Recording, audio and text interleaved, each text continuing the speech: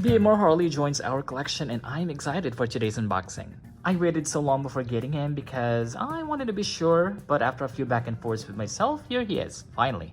This is one of the dolls in the BMR 1959 series, and he is from Wave 1 along with Millie and Tango Ken, which we unboxed in another video. Each doll comes in this shoebox packaging that has the artwork of the doll in front. And what I like the most about this packaging is it's very minimalistic and I love it. One side of the box has BMR 1959 and on the other side some write-up about it. Here's what the back of the box looks like. And upon opening, one noticeable thing is it does not have any plastic covering. It has this tissue paper wrapping with BMR 1959 printed all over. And this actually lessens plastic in the packaging, which is good. And if you unwrap it, you'll see our doll all strapped in. This doll is such a looker. I do not have any doll with this face mold and I already like him. I'm going to free him from his box so we can look at him in closer detail.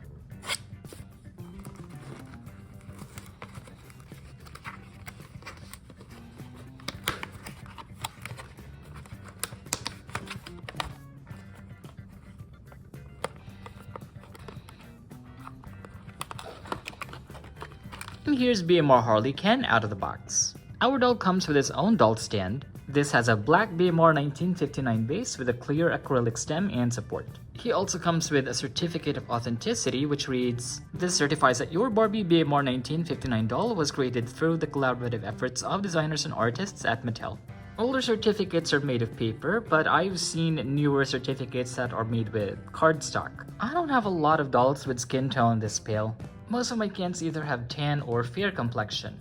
This face mold had been used before on Barbie Basics, Moschino, and 2021 Dia de Muertos among others, and I wanted to have at least one of them. This Ken has a distinct jawline and facial structure which I like. This doll has a mix of black and brown hair tied up in a man bun, and you can see that it's held in place by this black elastic.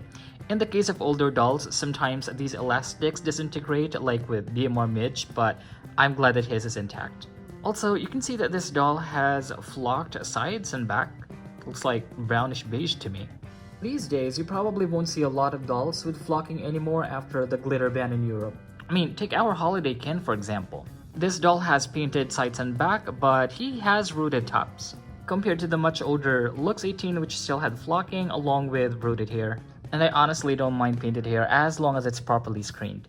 Also, I would say I'm team sculpted depending on the hairstyle. Our doll has thick brown eyebrows, grayish brown eyes, and neutral lip color. I would also want to see his articulation better, so let's take off his clothes.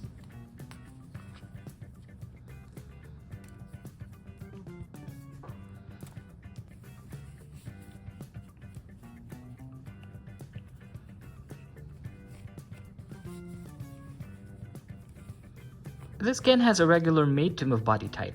Compared to Lux 18, which has a buff body type, he is a little slimmer. Also, just a tiny little bit shorter.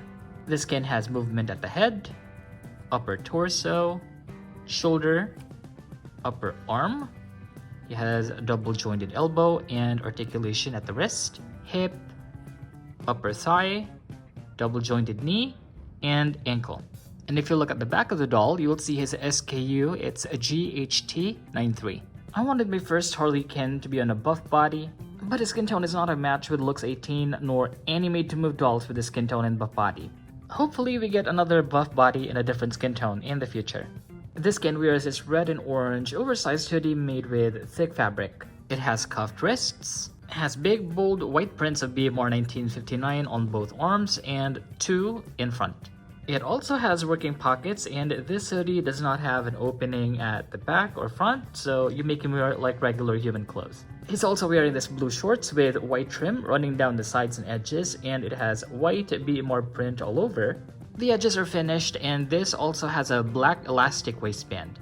He also comes wearing this black crossbody bag with gold BMR 1959 printed on the top. All details are molded on, and also the zippers are painted gold. This is what it looks like on the back, and this could be worn with adjustable notches. And he also comes with this pair of clear aviator style glasses. He was also wearing black slides with BMR 1959 printed on him in gold. Right says BMR and the left says 1959. I like that his slippers have distinct left and right shapes. Oh, and look at that. Both slippers have Ken engraved on the soles. A lot of people have mixed opinions about the clothing and the overall aesthetics of the doll in this line, and while these do not necessarily fit my preferred look, I think they look nice. And in any case, we always have an option to redress them. We unboxed and reviewed this holiday Ken recently, and he came wearing this gold jacket. This was stitched in front, and there's no way to close it when worn, so let's do a little modification. I'm going to use one of these black hooks, and using a needle and thread, I'm going to sew it right behind the button. And I made a little eyelet on the other side with a thread, so our jacket can close. Let's redress him with Holiday Ken's outfit and see how it looks on him.